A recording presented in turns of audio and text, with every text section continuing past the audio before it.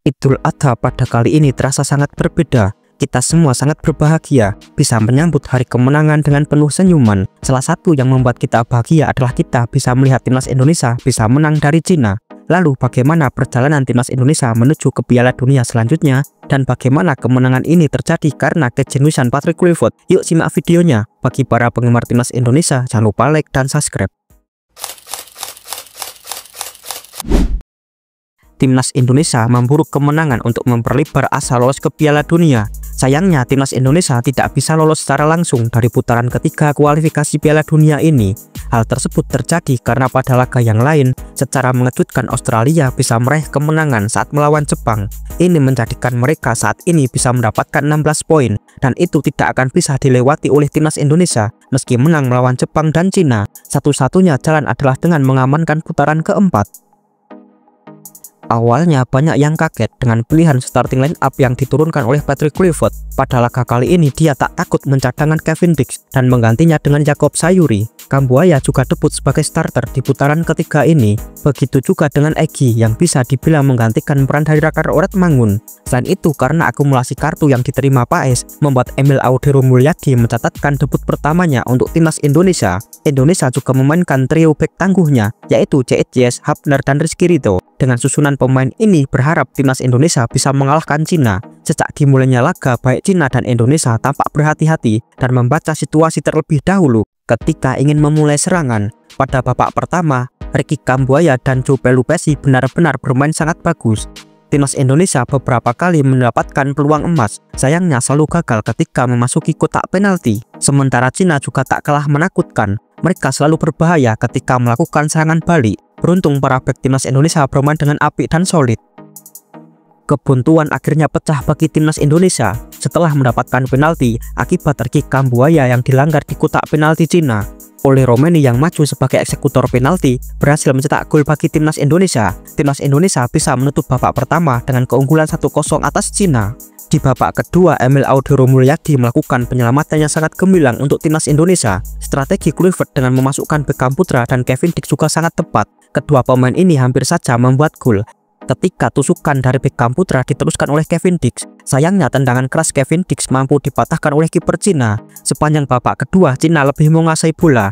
Namun para pemain timnas Indonesia disiplin dalam menjaga pertahanan sehingga timnas Indonesia bisa menang melawan Cina pada kali ini. Kemenangan atas Cina ini jelas sangat bersejarah karena timnas Indonesia bisa mengalahkan Cina setelah terakhir kali di tahun 1987. Sejak tahun itu, timnas Indonesia hanya meraih 2 kali imbang dan 8 kekalahan saat melawan Cina. Ini patut disyukuri. Selain itu, kemenangan ini juga membuat timnas Indonesia lolos ke putaran keempat kualifikasi Piala Dunia karena di laga yang lain saat Bahrain kalah melawan Arab Saudi. Untuk saat ini, timnas Indonesia menempati peringkat keempat dengan meraih 12 poin. Sedangkan Cina dan Bahrain masing-masing meraih 6 poin dan mereka berada di posisi ke-6 dan ke-5. Dengan kata lain, mereka tidak akan bisa melewati perolehan poin timnas Indonesia. Laga selanjutnya adalah melawan raksasa Asia yaitu Jepang di kandang mereka. Kesempatan menang memang sangat tipis, tetapi apapun dalam sepak bola masih bisa terjadi ketika bermain di lapangan. Pada kali ini apresiasi kita berikan kepada kedua gelandang timnas Indonesia yaitu Joe Pelupessy dan Ricky Kambuaya. Pelupessy memberikan soliditas dan ketenangan kepada permainan timnas Indonesia. Dia selalu kuat dalam duel 1 melawan 1.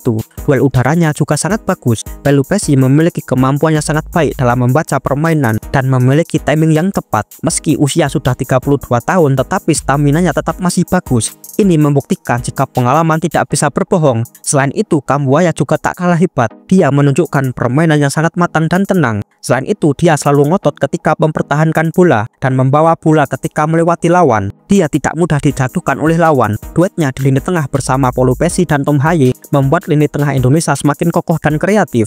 Kambuaya adalah pemain yang tak banyak gaya, tak banyak bicara. Sekali diberi kepercayaan langsung membuktikan di atas lapangan. Pada pertandingan ini sekali lagi membuktikan jika trio bek timnas Indonesia sudah paten dan tidak perlu diganti-ganti atau dirotasi. Ini dibuktikan dengan 7 kemenangan dari 8 laga saat JS, Justin Hapner, dan Rizky Ridho bermain bersama. selalu kokoh dan bisa meraih kemenangan. Bahkan lebih hebatnya lagi saat ketiganya bermain 7 kali dari 8 laga tersebut selalu mencatatkan clean sheet. Ketiganya adalah paket lengkap, meski memiliki kelemahan masing-masing tetapi mereka bertiga selalu melengkapi satu sama lain. Emil Audero Mulyadi juga tak kalah hebat pada laga kali ini. Dia melakukan penyelamatan krusial di menit ke-48 dan itu menjadi awal debut yang bagus bagi dia. PS layak mendapatkan pelapis yang sama bagusnya. Oleh Romeni juga tak berhenti mencetak gol. Dia telah mencetak 3 gol dari 3 laga bersama timnas Indonesia. Oleh Romeni adalah pemain yang timnas Indonesia cari selama ini. Dia selalu membahayakan gawang lawan dan selalu memberikan ancaman kepada para lawan-lawannya. Dan dari semuanya yang patut diberikan pujian adalah dari tim kepelatihan.